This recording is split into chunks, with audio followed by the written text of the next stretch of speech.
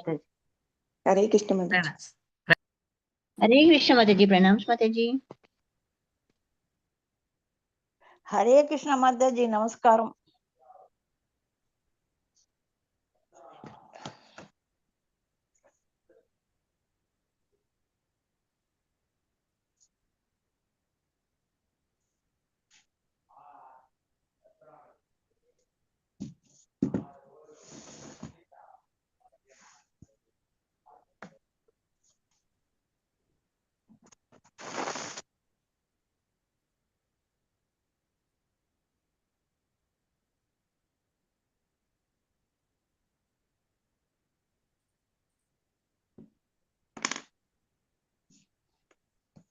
ஹரே கிருஷ்ணா. எல்லாருக்குமே ஹரே கிருஷ்ணா. பிரணாம்ஸ் எல்லாருக்கும். Hare Krishna Mataji. Namaskaram. நமஸ்காரம். நமஸ்காரம். How is your mother Mataji? Yeah, at last all okay now. Majorly psychological யார் problem. Mataji வீட்டுல சமைக்கிறது? ஏன் Mataji No, all psychological problems. வீட்டுல யார் சமைக்கிறது மாதாஜி? வேலைக்காரி வேலைக்காரியா? சமைக்கிறா, பரவாயில்ல. she is good only.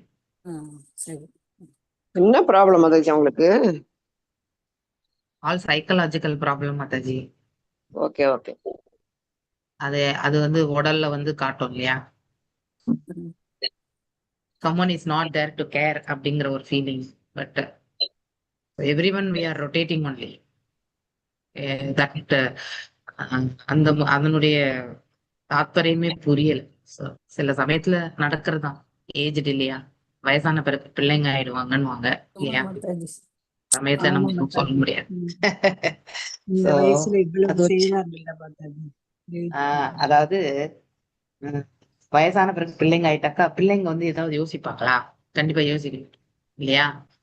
அப்படிதான் நம்ம அவங்களை ட்ரீட் பண்ணணும், வேற வழி கிடையாது. அதுதான் ப்ராப்ளம் மாதாஜி. இப்ப சரிதான்.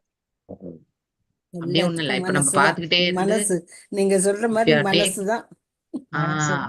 அத நம்மளால அவங்கள என்னால முடியல. to make her I left it to Lord. Okay, only I can do prayers. அதுதான் நம்ம செய்ய முடியும் கடைசி. அவ்வளவுதான். how much ever 99% you do, 1% you have not performed, you are as good as not performed only. அதுதான் ground rule. Okay. ஆனா அம்மாங்கும் போது நமக்கு அப்படி என்ன பண்றதுன்னு தெரியாமதான் மாதாஜி இருக்கும். நினைச்சாலே அம்மாங்கிற உறவுக்கு நம்ம என்ன செஞ்சாலும் தகாது வந்து ஒண்ணும் பண்ண முடியாது, விட்டுறணும். நம்மளால என்னெல்லாம் முடியுதோ எல்லாம் பண்ண வேண்டியதுதான் இல்லையா? அதுதான் நம்மளுடைய ஆத்ம திருப்தி. இல்லைன்னா நாம எதுவுமே பண்ணலன்னா வந்துருது மாதாஜி. அது நம்ம பண்ணலன்னா நமக்கே we will not be able to justify ourselves இல்லையா? are we right on the track அப்படிங்கறது வந்து கொஸ்டின் நம்மளே கேட்க ஆரம்பிச்சுக்கோம். நம்மளையே பாதிச்சிரும். அது நம்மளே ஃபீல் பண்ண ஆரம்பிச்சிரும். நம்ம தப்பு பண்ணிட்டோம், நம்ம பண்ணலையே அப்படிங்கிற அந்த ஃபீலிங் எல்லாம் வரும் இல்லையா? அந்த குற்றத்தை போக்கவே முடியாது. கரெக்ட். ஜெய ராத மாதவ குஞ்ச பிஹாரி ராதா மாதவ குஞ்ச பிஹாரி. ஜெய ராதா மாதவ குஞ்ச பிஹாரி. ஜெய ராதா மாதவ குஞ்ச பிஹாரி. ஜய கோபி ஜன வல்லபா கிரிவரதாரி. ஜெய கோபி ஜன வல்லபா கிரிவரதாரி. ஜய கோபி ஜன வல்லபா गिरिवरदारी जय गोपी जन वल्लभा गिरिवरदारी यशोदनन्दन व्रजजन रञ्जन यशोदनन्दन व्रज जन रञ्जन यशोदनन्दन व्रजजन रञ्जन यशोदनन्दन व्रज जन रञ्जन यमुनधीरावनचारी यमुनधीरावनचारी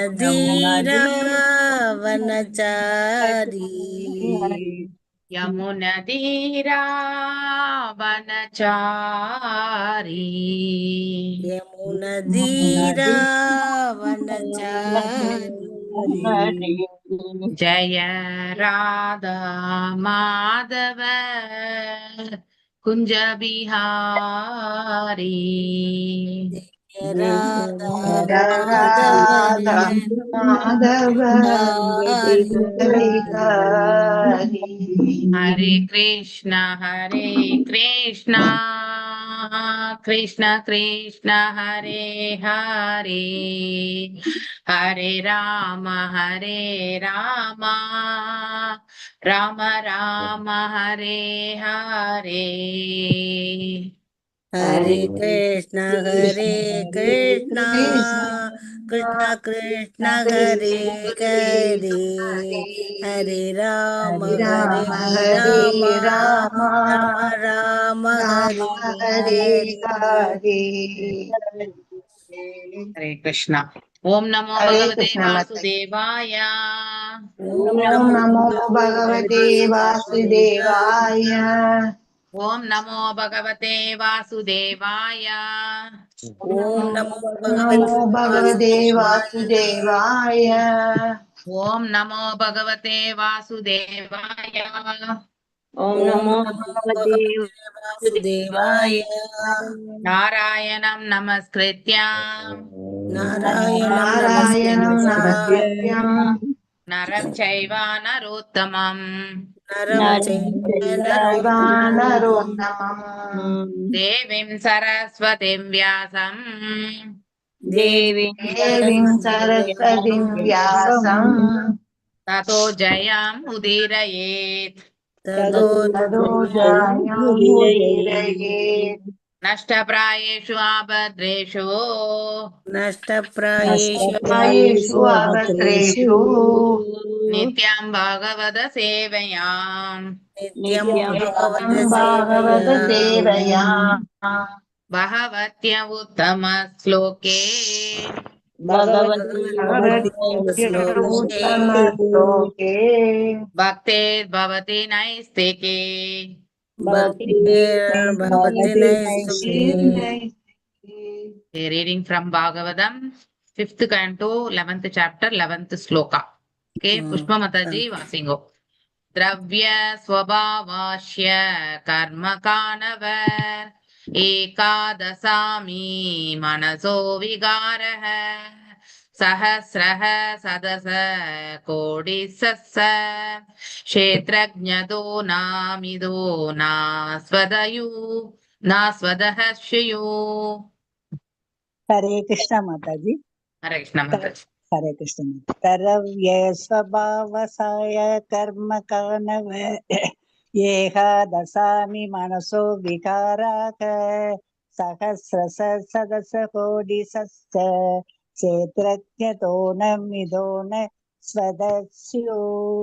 திரவிய பௌதிக பொருட்கள் ஸ்வபாவ வளர்ச்சிக்கான காரணமாக இருக்கும் இயற்கையினால், ஆசைய பண்பாட்டினால், கர்மத்தினால், காலத்தினால், ஏகாதச 11 அமி இவையெல்லாம் மனதின் விகாரங்களாகும். சகசிரச ஆயுத கணக்கில் சேத்ரஜத ஆதி முழுமுதற் கடவுளிடமிருந்து ந இல்லை மித ஒன்று மற்றொன்று ந இல்லை ஸ்வத அவற்றிலிருந்து ஷியூ இருக்கின்றன. மொழிபெயர்ப்பு பொருளுரை பை ஸ்ரீல பிரபுபாதாவுக்கு ஜெய். மொழிபெயர்ப்பு. பௌதீக பொருட்கள் இயற்கை மூல காரணம், பண்பாடு, விதி, காலம் போன்றவை எல்லாம் உலகியற் காரணங்களாகும். இக்காரணங்களினால் கிளர்ச்சி அடையும் பொழுது இ11 செயல்களும் நூற்றுக்கணக்கான செயல்களாகும். அடுத்து ஆயிரக்கணக்கான செயல்களாகவும் பின்னர் கோடிக்கணக்கான செயல்களாகவும் மாறுகின்றன. ஆனால் இம்மாற்றங்கள் எல்லாம் ஒன்றோடொன்று கலப்பதினால் தாமே நடைபெறுவது இல்லை. மாறாக அவை முழுமுதற் கடவுளின் கட்டளையின் கீழ் இருக்கின்றன. பொருளுரை: மனம் மற்றும் உணர்வின் மாற்றத்திற்கு காரணமாக இருக்கும் தூள சூட்சும பொருட்களின் எதிர் வினைகள் அனைத்தும் சுதந்திரமாக நடக்கின்றன என்று ஒருவன் கருதக்கூடாது. இவை அனைத்தும் முழுமுதற் கடவுளின் கட்டளையினால் நடைபெறுகின்றன. பகவத்கீதையில் 15.15 கிருஷ்ணர் பகவான் அனைவரின் இதயங்களிலும் வீற்றிருக்கின்றார் என்று கூறுகிறார். சர்வசிய சாகம் கிருதி சன்னி விஷ்டோ மத்த ஸ்மிருதி ஞானம் அபோகனம் ச. இங்கே குறிப்பிட்டுள்ளபடி பரமாத்மாவே சேத்திரஜன், எல்லாவற்றையும் இயக்கி உயிர்களும் கூட சேத்திரஜன் தான். ஆனால் முழுமுதற் கடவுளோ பரம சேத்திரஜன் ஆவார். அவரே சாட்சியாகவும் ஆணையிடுபவராகவும் இருக்கின்றார். அனைத்தும் அவரது ஆணையின்படி நடைபெறுகின்றன. உயிர்வாழி உயிரின் பல்வேறு வகையான நாட்டங்கள் அவரது சுய இயற்கையினால் அல்லது எதிர்ப்புகளினால் உருவாகின்றன. அவன் முழுமுதற் கடவுளால் அவரது பிரதிநிதியான இயற்கையின் வழியாகவே பயிற்சி அளிக்கப்படுகிறார். உடல், இயற்கை, உலக பொருட்கள் போன்றவை முழுமுதற் கடவுளின் இயக்கத்தின் கீழ் இருக்கின்றன. அவை தாமே செயல்படுவது இல்லை. இயற்கையானது சுதந்திரமானதோ தன்னிச்சையானதோ அல்ல. பகவத்கீதையில் உறுதி செய்துள்ளபடி முழுமுதற் கடவுள் இயற்கையின் பின்னணியாக இருக்கின்றார். ஹரே கிருஷ்ண மாதாஜி. மாதாஜி முடிச்சிட்டீங்களா? எனக்கு கேட்கல, அதனால பாருங்க. முடிச்சிட்டாங்க. முழுமுதற் கடவுள் இயற்கையின் பின்னணியாக இருக்கின்றார். என்ன இருக்கா மாதாஜி? ஹரே கிருஷ்ணா. இருக்கு. ஐயா, அது தெரியல, எனக்கு தெரியல மாதாஜி. ஹரே கிருஷ்ணா மாதாஜி. ஒரு நிமிஷம். கொஞ்சம் மேல மாதாஜி. ஹரே கிருஷ்ணா. மயா தக்ஷேன பிரகிருதி. ஹரே கிருஷ்ண அது மாதாஜி. இருக்கு. மயா தியஜேன பிரகிருதி சூயதே சத்தராது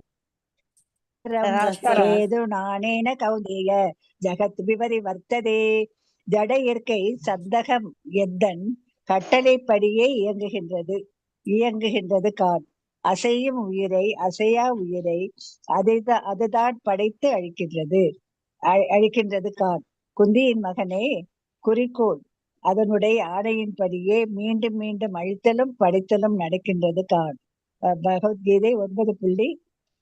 ஹரே கிருஷ்ண மாதாஜி. ஹரே கிருஷ்ண மாதாஜி. தேங்க்யூ. ஹரே கிருஷ்ண. ஹரே கிருஷ்ண. தேங்க்யூ. क्षेत्रज्ञयेन मनसो विभूतिभिर्जीवस्य माया रसिदस्य नित्यया आविर्हिताः क्वापि तिरोहिताश्च श्रुतो विशष्टे हि अविसुप्तकर्तुः. யார் மாதாஜி? யார் மாதாஜி? ஹரே கிருஷ்ண மாதாஜி. படிங்க கீதா. ஹரே கிருஷ்ண மாதா. தேங்க்யூ மாதாஜி. அடுத்து நீங்க படிங்க, 12. அப்புறமா பிரேமா மாதாஜி. சரி, படிங்க மாதாஜி, அப்புறம் படிக்கிறேன். ஹரே கிருஷ்ணா. படிங்க கீதா மாதாஜி, படிங்க. பதம் 12. க்ஷேத்ர யஜ்ஞ ஏத மனசோ விபுதேர் ஜீவஸ்ய மாயா ரசிதஸ்ய நித்யஹ அபிர்ஹிதாஹ க்வபி திரோஹிதாஸ்ச சுத்தோ விசஷ்டேஹி அவிசுக்த கர்த்துஹு. க்ஷேத்ர யஜ்ஞ தனிப்பட்ட ஆத்மா, ஏத இவையெல்லாம் மனச மனதின், விபூதி பல்வேறு செயல்களாகும், ஜீவஸ்ய உயிர் வாழின், மாயா ரசிதஸ்ய பௌதீக சக்தியின் புறசக்தியினால் உருவாக்கப்பட்டது, நித்தியமானது, அவிர்ஹிதா சில நேரம் வெளிப்படுத்தப்பட்டது, வாபி வேறெங்கோ, திரோஹிதா வெளிப்படுத்தப்பட்டதில்லை, சுத்த தூய்மையான, விசஷ்டே இதனை காண்கிறான், அவிசுத்த தூய்மையற்ற, கர்த்து செய்பவனின் மொழிபெயர்ப்பு. கிருஷ்ண உணவினை இதன் தனிப்பட்ட ஆத்மா புறசக்தியில் தன்னுடைய மனதின் ஏராளமான யோசனைகளையும் செயல்களையும் உருவாக்குகின்றது. இத்தகைய செயல்கள் காலமாக தொடர்ந்து நித்தியமாக இருக்கின்றன. சில நேரங்களில் இவை விழிப்பு நிலையிலும் கனவு நிலையிலும் வெளிப்படுகின்றன. ஆனால் ஆழ்ந்த நித்திரையில், உணர்வின்றி அல்லது சமாதி நிலையில் இவை மறைகின்றன. இப்பிறப்பிலேயே விடுதலை பெற்றவன் ஜீவமுக்தன் இவற்றை எல்லாம் தெளிவாக தன் சிந்தனையில் காண்கின்றான். பொருளுரை: பகவத்கீதை 13.3 க்ஷேத்திர யஜ்ஞம் சாபி மாம் வித்தி சர்வ க்ஷேத்ரேஷு பாரதா என்று குறிப்பிடப்பட்டிருக்கிறது.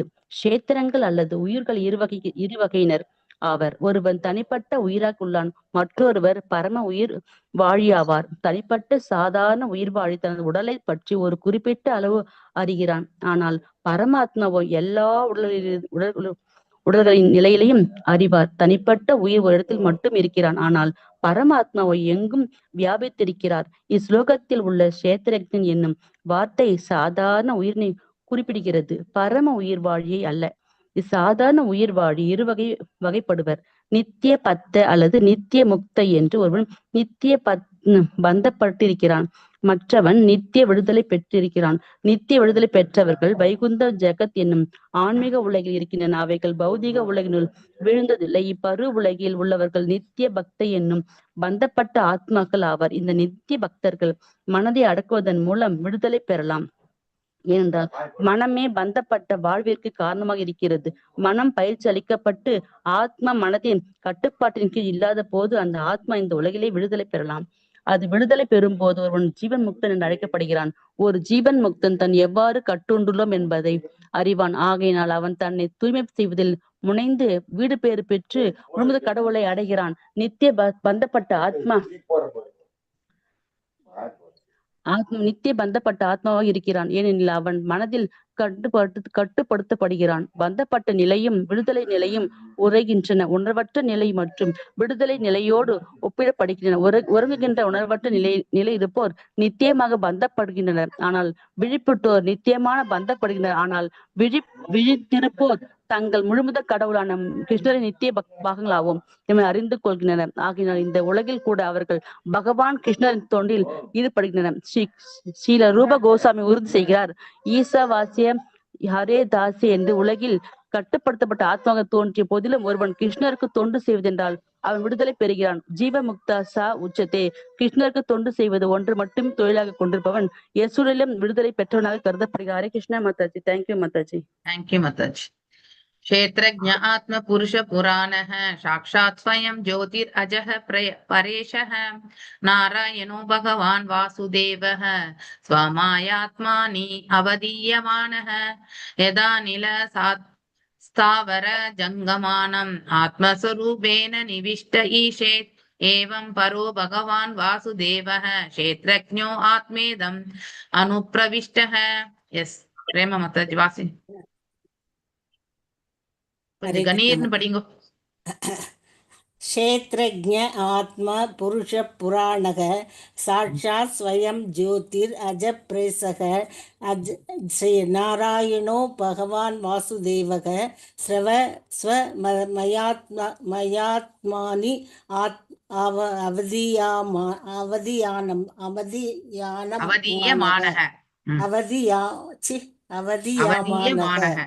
அவதீயமானः யாதினல சதாவர சங்கமானாம் ஆத்மஸ்வரூபேண நவிஷ்ட ஈசேத் ஏவம் பரோ பகவான் வாசுதேவக க்ஷேத்ரஜ்ஞ ஆத்மேதம் அனுப்பிரவிஷ்டக. க்ஷேத்ரஜ்ஞ முழுமுதற் கடவுளின் பதம் 12 உள்ள க்ஷேத்ரஜ்ஞ என்னும் வார்த்தை உயிர்வாழியை குறிப்பிடுகின்றது. இஸ்லோகத்தில் உள்ள க்ஷேத்ரஜ்ஞ பரமபுருஷரை குறிப்பிடுகிறது. ஆத்மா சர்வ வியாபி, எங்கும் இருப்பவர். புருஷ கட்டுப்பாடற்ற நெறியாளர், அளவற்ற சக்தியுடையவர், பூரண ஆதியானவர். சாட்சாத் அதிகாரம் பெற்றவர்களிடமிருந்து கேட்பதன் மூலமும் நேரடியாகவும் உணரலாம். ஸ்வயம் சுயமாக. ஜோதி அவர் உடலினுள் ஒளிக்கதிர்களை வெளிப்படுத்தி பிரம்ம ஜோதி. அஜ பெறப்பெற்றவர். பிரேச முழுமுதற் கடவுள். நாராயண உயிர்களின் உறைவிடம். பகவான் 6 வளங்களும் நிறைந்த முழுமுதற் கடவுள். வாசுதேவ வெளிப்படாத அனைத்திற்கும் அவரே அடைக்கலமாவார். ஸ்வய மாயா அவரது சுய சக்தியினால். ஆத்மனி அவரது சுயத்தில் அல்லது சாதாரண உயிர்களிடத்தில். அவதியான நெறியாளராக இருக்கின்றார். யதா அது போன்று அனில அசையும் உயிர்கள் ஆத்மா சொரூபேன அவரது விரிவான பரமாத்மாவினால் நிவிட்ட புகுந்து ஈசேத் கட்டுப்படுத்துகிறார் கட்டுப்படுத்துகிறார். ஏவம் இவ்வாறு பர உன்னதமான பகவான் முழுமுதற் கடவுள் வாசுதேவர் அனைவரின் அடைக்கலம் சேத்ரஜ்ஞன் என்று அறியப்படுபவர் ஆத்மா மூலசக்தி இதம் இப்பௌதீக உலகம் அனுப்பிரவிஷ்ட உள் நுழைகிறார். மொழிபெயர்ப்பு பொருளுரை ஸ்ரீல பிரபுபாதாக்கு ஜெய். இவ்வகையான சேத்ரஜ்ஞன் உள்ளன. மேலே விளக்கப்பட்டிருந்த உயிர் ஒன்று, மற்றது முழுமுதற் கடவுள். அவர் பின்வருமாறு விளக்கப்படுகிறார். எங்கும் பரவியிருக்கும் அவரே படைப்பிற்கு காரணமாவார். அவர் தன்னுள் நிறைவு பெற்றவர். அவர் மற்றவர்களை சார்ந்திருப்பதில்லை. அவரே கேட்பதினாலும் உணரலாம், நேரடியாகவும் உணரலாம். அவர் சுய ஒளி உடையவர். பிறப்பு, இறப்பு, பிணி, மூப்பு போன்றவற்றினால் பாதிக்கப்படாதவரும் ஆவார். பிரம்மதேவன் தொடங்கி அனைத்து தேவர்களையும் கட்டுப்படுத்துபவர் அவரே ஆவார். அவரே நாராயணன் ஆவார். இவர் இந்த பருவுலகம் அழிந்த பிறகு அனைத்து உயிர்களுக்கும் அவரே அடைக்கலமாவார். அவர் அனைத்து வளங்களும் முற்றிலும் நிரம்பியவராவார். உலகியல் ரீதியான அனைத்திற்கும் அவரே உறைவிடம் ஆவார். அதனால் அவரே வாசுதேவர் எனப்படும் முழுமுதற் கடவுளாவார். அசையும் உயிர், அசையா உயிர் அனைத்தினிலும் உடனினுள் இருக்கும் சுவாச காற்று அல்லது மூலாதார சக்தியைப் போல் அவர் அனைத்து உயிர்வாழிகளின் இதயங்களிலும் வீற்றிருக்கிறார். இவ்வாறு அவர் உடலை கட்டுப்படுத்துகிறார். அவரது இயல்பின் ஒரு பகுதியாக முழுமுதற் கடவுள் எல்லா உடல்களிலும் புகுந்து அவைகளை கட்டுப்படுத்துகிறார். பொருளுரை பகவத்கீதையில் 15.15 இது சர்வஸ்ய சாகம் ஹிருதிசன்னி விஷ்டோ மத்த ஸ்மிருதிர்நானம் அபோகனம் ச என்று உறுதி செய்யப்பட்டுள்ளது. பரமாத்மாவினால் ஒவ்வொரு உயிரும் கட்டுப்படுத்தப்படுகிறது. அவர் அனைவரின் இதயத்திலும் இருக்கிறார். அவரே புருஷர் என்னும் புருஷ அவதாரம் ஆவார். இந்த உலக படைத்தவர் அவரே. முதல் புருஷ அவதாரம் மகாவிஷ்ணுவே ஆவார். மகாவிஷ்ணு கூட முழுமுதற்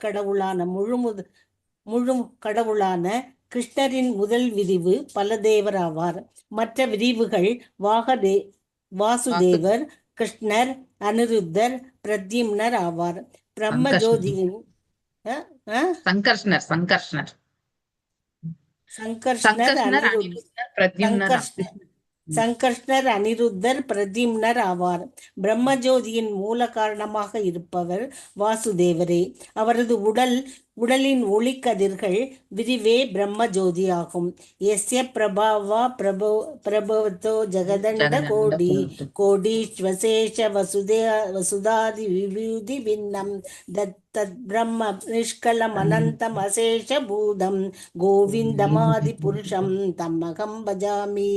ஆதி புருஷருக்கு மிகுந்த ஆற்றலும் உடையவராகிய கோவிந்தனை நான் வணங்குகிறேன். அவரது உன்னத வடிவத்திலிருந்து எழும் கண்ணை பறிக்கும் ஒளியே அருவ பிரம்மமாகும். அது முழுமையானது, நிறைவானது, அறிவற்றதாகும். அதுவே பல்வேறு வளங்களுடைய எண்ணற்ற உலகங்களை கோடிக்கணக்காக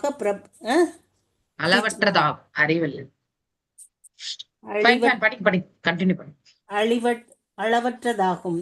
அதுவே பல்வேறு வளங்களையுடைய எண்ணற்ற உலகங்களை கோடிக்கணக்காக பிரபஞ்சங்களில் கட்டுப்படுத்துகிறது. பிரம்ம சம்ஹிதை 5.40 முழுமுதற் கடவுள் பின்வருமாறு பகவத்கீதையில் குறிப்பிடுகிறார்.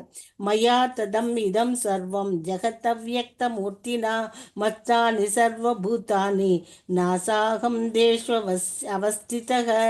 அவ்யக்த வடிவமாக பிரபஞ்சத்தை முற்றிலும் நான் சூழ்ந்திருக்கும் காரணத்தினால் அனைத்துயிரும் எனக்குள்ளே அடக்கமாகும். ஆனால் நாம் அவற்றினுள்ளே இருப்பதில்லை. கிருஷ்ணரின் அம்ச அவதாரம் நிலையே எங்கும் நிறைந்த வாசுதேவர் வாசுதேவர், கிருஷ்ணர், பிரத்யும்னர் மற்றும் அனிருத்தர் ஆவார். ஹரே கிருஷ்ணா மாதாஜி. தேங்க்யூ மாதாஜி. Hare thank you thank you. Okay, Sethulakshmi மாதாஜி இருக்காங்களா? ஹரே கிருஷ்ணா. சேதுலட்சுமி மாதாஜி மாதாஜி. வா, வாசிங்க மாதாஜி. நாயாவத் ஏதாம் பிருஹன் நரேந்திர விதூயமாயாம் வயுதோ நதயேன விமுக்த சங்கோ ஜிதஷஷ்ட சபத்தேனோ வேதாத்ம தத்வம் பிரமதீயதாவத். எஸ், வாசி. ஹரே கிருஷ்ண மாதாஜி. பிரணாம். நாயாவத்யேதாம் தனு ப்ரூன் நரேந்திர விதூயமாயா வயுனோதயேன விமுக்த சங்கோச்சித சபத்தேனோ வேதாத்ம தத்வம் பிரமதீஹதாவத். ந இல்லை, யாவத் அதுவரை, நதம் இந்த தனு ப்ரூத் பரு உடலை ஏற்றுக்கொண்ட ஒருவன், நரேந்திர ஓ மன்னரே, விதுயா மாயாம் உலகத்து மாசுக்களினால் வந்த தொற்று நோய் கிருமிகளை கழுவி நீக்குதல். வயுனா உதயேனா நல்ல தொடர்பினாலும் வேதங்களை கற்பதினாலும் உன்னத ஞானத்தினை விழிக்க செய்வதினால். விமுக்த சங்க உலக தொடர்பு அனைத்திலும் இருந்து விடுதலை பெறுதல். ஜீத ஷட் சபத்ன 6 பகைவர்களை வெல்வதற்கு அறிவு புலன்கள் 5 மனம் 1 வேத அறிகிறான். ஆத்ம தத்துவம் ஆன்மீக உண்மை. பிரமதி அவன் கரைகிறான். ஈகக இப்பௌதீக உலகில். தாவத் அக்காலம் வரை. மொழிபெயர்ப்பு.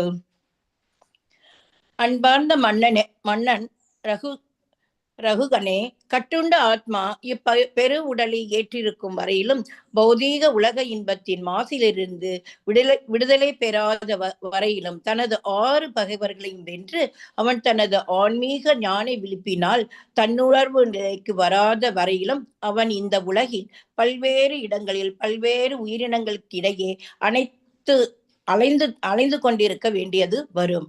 பொருளுரை. ஸ்ரீல பிரபுபாதாக்கு ஜெய். ஒருவனது மனம் உலகியல் கருத்தில் ஆழ்ந்திருக்கும் பொழுது அவன் தான் குறிப்பிட்ட நாடு, இனம், குடும்பம் போன்றவற்றை சேர்ந்தவன் என்று கருதுகிறான். இவை உபாதிஸ், அதாவது நியமனங்கள் என்று அழைக்கப்படுகின்றன. இவற்றிலிருந்து ஒருவன் விடுதலை பெற வேண்டும். சர்வோபாதி வினிர் முக்தகம். இவ்வாறு ஒருவன் விடுதலை பெறாத வரையில் அவன் உலகத்தின் கணிப்பில்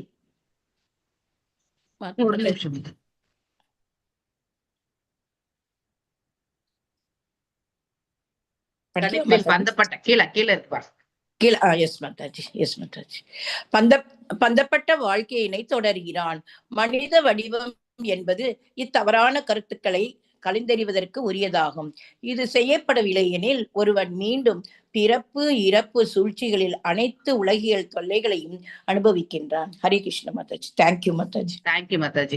மேல மாடியில ஃபீட் பண்ண வந்திருந்தா அதனால டக்குன்னு எடுக்க முடியல மாதாஜி. ஹரே கிருஷ்ண. ஹரே கிருஷ்ண. ஓம் அஜ்ஞானதிமிராந்தஸ்ய ஞானாஞ்சனய ஷலாக்கய சக்ஷுருன்மிலிதம் யேன தஸ்மை ஸ்ரீ குரவே நமः. ஸ்ரீ சைத்தன்ய மனோபீஷ்டம் ஸ்தாபிதம் யேன பூதலே ஸ்வயம் ரூபா கதா மஹ்யம் ததாதி ஸ்வபதாண்டிகம். ஹே கிருஷ்ணா கருணா சிந்து தீனபந்தோ ஜகத்பதே கோபேஷா கோபிகா காந்தா ராதகாந்தா நமஸ்துதே. தப்த காஞ்சன கௌராங்கே ராதே விருந்தாவனேஸ்வரி ரிஷபானுஷுதே தேவி பிரணமாமி ஹரிப்ரியே.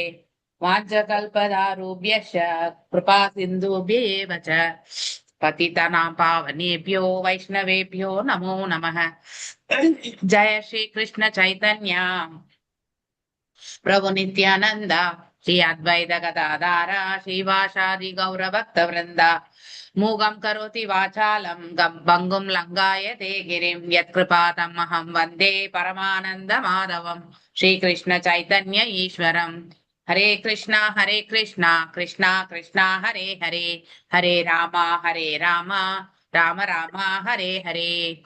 திரவ்ய ஸ்வபாவஸ்ய கர்ம காணவர் ஏகாதசாமசி மனசோ விகாரஹ சஹஸ்ரஹ சதச கோடிசஸ்ஸ க்ஷேத்ரஜ்ஞோ ந விதோ நாஸ்வதஹ ஸ்வயு.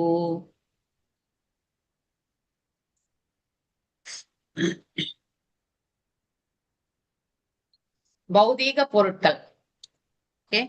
இரண்டாவது இயற்கை, மூல காரணம், பண்பாடு, விதி, காலம் போன்றவை எல்லாம் உலகியற் காரணங்களாகும். அதாவது இந்த வேர்ல்ட்லி திங்ஸ் அப்படின்னு சொல்றோம் இல்லையா, அதுல பார்க்கும்போது பௌதீக பொருட்கள். சோ இதெல்லாம் பௌதீக பொருட்கள் நாம் சொல்றோம். அதாவது இந்த ஆன்மாவை தவிர மிச்சம் எல்லாமே இந்த உலகத்துல பௌதீக பொருட்கள் தான். ஓகே, அசைறது அசையாதது எதுவா இருந்தாலுமே பௌதீக பொருட்கள் தான். இந்த பிரபஞ்ச தோற்றம் அதுதான் இந்த இயற்கை.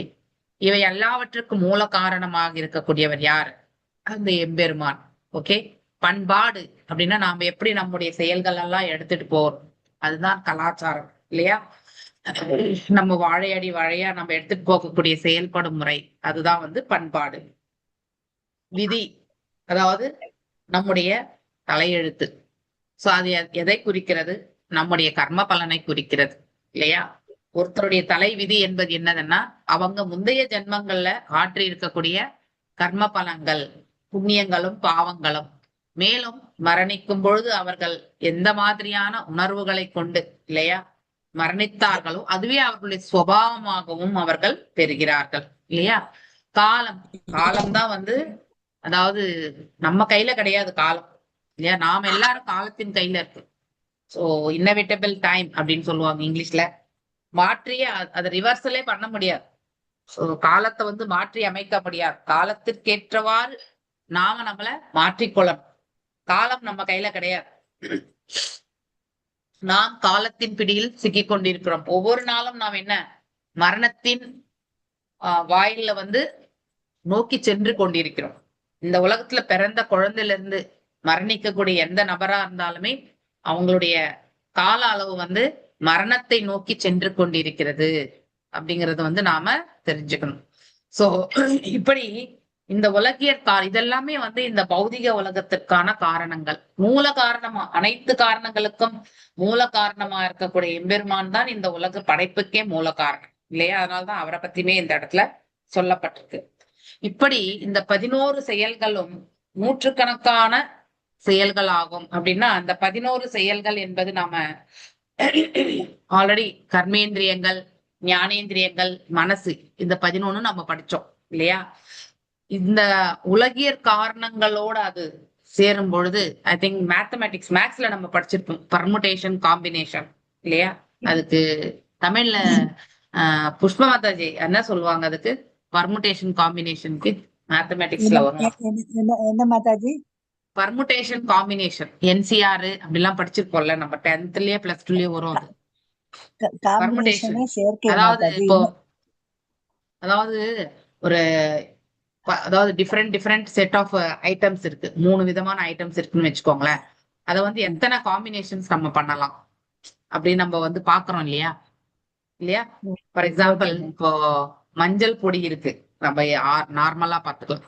மஞ்சள் பொடி எதனோட கலந்தால் அது குங்குமம் ஆகும்னாக்கா எலுமிச்சையோட கலந்தாதான் அது குங்குமம் வரும் இல்லையா? இப்ப இந்த இடத்துல 2 பொருட்களுடைய காம்பினேஷன் அது இன்னொரு பொருள் உற்பத்திக்கு மூல காரணமாகிறது. அது போல இங்க 11 பொருட்கள், அதோட இந்த மேல சொன்ன இந்த உலகியற் காரணங்கள் எத்தனை பௌதிக பொருட்கள் ஆல்ரெடி நம்ம படிச்சாச்சு. அதாவது அனைத்துமே பௌதிக பொருட்கள் தான் எக்ஸப்ட் இந்த ஆன்மாவை தவிர. அதுல அதாவது 24 பண்புகளை நீங்க எடுத்துக்கோங்க இல்லையா? மாதாஜி இத சொல்றீங்களா? மிக்சர் காம்பவுண்ட் அத சொல்றீங்களா? கரெக்ட். கரெக்ட். ஆமா மாதாஜி. காம்பவுண்ட்னா வந்து அதை பிரிக்க முடியாது மாதாஜி, மிக்சர்னா பிரிச்சிடலாம். அது சொல்ல நீங்க கெமிஸ்ட்ரியில இருந்து சொல்றீங்க, நான் மேத்தமெட்டிக்ஸ்ல இருந்து சொல்றேன். அது வந்து கலவை தனிமம், அது பிரிக்க அதுதான். முடியாது. அது வேற இது வேற. கரெக்டா சொல்லிட்டாங்க Padma Mataji, very right. So நான் மேத்தமெட்டிக்ஸ்ல சொல்றேன். அதாவது ஃபேக்டோரியல் எல்லாம் போடுவோம் இல்லையா, அவங்க ஃபார் கணக்குல எக்ஸாம்பிள் சொல்றாங்க. கணக்குல வரும். ஓகே, கணக்குல வந்து ஃபேக்டோரியல் வரும். NCR NPR permutation NPR, combination NCR அப்படின்னு படிச்சிருக்கோம். +1 +2ல வருது இது ஆக்சுவலி. தெரியல. எத்தனை காம்பினேஷன்ஸ் பண்ணலாம் இல்லையா? சோ அந்த மாதிரி ஒரு இத்தனை பொருள்ல இருந்து பொருட்களை எத்தனை கொண்டு பொருட்கள். நம்ம வந்து ஹரே கிருஷ்ணா கிருஷ்ணா கிருஷ்ணா ஹரே ஹரே, ஹரே ராமா ராம ராமா ஹரே ஹரே. ஸோ மியூட்ல இருங்கோ, ஏன்னா நீங்க வீட்ல பேசுறது இங்க நான் பேசுறதுக்கு டிஸ்டர்பன்ஸ் இருக்கு. Hare Krishna. Okay, Hare Krishna, thank you. So இந்த பெர்முடேஷன் காம்பினேஷன்ஸ் மாதிரி தான். இப்ப இந்த 10-11 பொருள் இருக்கு, அதோட இந்த காம்பினேஷன் எல்லாம் பண்ணும்பொழுது நூற்றுக்கணக்கான செயல்கள், அதாவது காரணங்கள், ஒரு செயல்கள் வந்து உற்பத்தி ஆகிறது. இப்போ ஃபார் எக்ஸாம்பிள் நீங்க இன்னொரு எக்ஸாம்பிள் நான் கொடுக்கணும்னா, ஒரு ப்ராஜெக்ட் எடுத்துக்கலாம், ஒரு கவர்மெண்ட் ப்ராஜெக்ட் எடுத்துக்கலாம். ஒரு பெரிய டேம் கட்டுறாங்க அப்படின்னு எடுத்துக்கலாம். ஓகே, இது ஒண்ணு சிம்பிளா, உங்களுக்கு கட்டடக்கலை பத்தி பெருசா தெரிய வேண்டிய அவசியம் கூட கிடையாது. ஆனா கட்டுறதுக்கு என்னென்ன தேவைன்னு நமக்கு நல்லாவே தெரியும் இல்லையா? நமக்கு மண்ணு தேவை, அடுத்து சிமெண்ட் தேவை இல்லையா? மண்ணு கிடையாது, மணல், சிமெண்ட், நீரு இல்லையா? அடுத்து வந்து செங்கல், இல்லைன்னா வந்து இந்த பிளாக்ஸ் வேணும், அதோட வந்து இடம் வேணும், அதுக்கப்புறம் வந்து அதை செய்யக்கூடிய நபர் வேணும் இல்லையா? இத்தனை எல்லாமே வந்து எடுத்துக்கும் பொழுது கம்பி வேணும், கம்பி வேணும், இரும்பு வேணும், பாத்தீங்களா? அதுக்கப்புறம் இதெல்லாம் கட்டி முடிச்ச பிறகு நம்ம இதுக்கு பெயிண்ட் அடிக்கிறதுக்கு வந்து பெயிண்ட் வேணும், அப்புறம் வந்து வுட் ஒர்க் பண்றதுக்கு வேணும், இன்டீரியர் வேணும். இத்தனை இது வந்து நம்ம அப்படியே விரிஞ்சுட்டே போலாம், ஒரு வீடு கட்டுறதுக்கே எடுத்துட்டாக்கவே இல்லையா? சோ நிறைய காம்பினேஷன்ஸ். அதுலயுமே நீங்க பெயிண்ட் எடுத்துக்கிட்டீங்கன்னாக்கா ஒரு பெயிண்ட இன்னொரு பெயிண்டோட கலந்து இன்னொரு 3வது பெயிண்ட் வந்து உருவாக்குவாங்க, காம்பினேஷன்ஸ் பண்ணுவாங்க இல்லையா? அதுதான் இந்த இடத்துல சொல்லப்பட்டிருக்கு. இந்த மேல சொன்ன இந்த பொருட்கள் வந்து வெவ்வேறு கலவைகள்ல என்ன ஆகும்னாக்கா பல்வேறு பௌதீக செயல்கள் இந்த உலகத்துல வந்து உருவாகிறது, நூற்றுக்கணக்கான செயல்களாக ஆகிறது. அது அடுத்து அது அப்படியே மல்டிப்ளை பண்ணினே போறது. நம்ம வாழும் காலம் எல்லாமே பாக்குறோம். இது வரைக்கும் நம்ம எத்தனை செயல்கள் செய்திருக்கோன்றத வந்து எங்கேயாவது கவுண்ட் பண்ணி வச்சிருக்கிறோமா? கண்டிப்பா கிடையாது இல்லையா?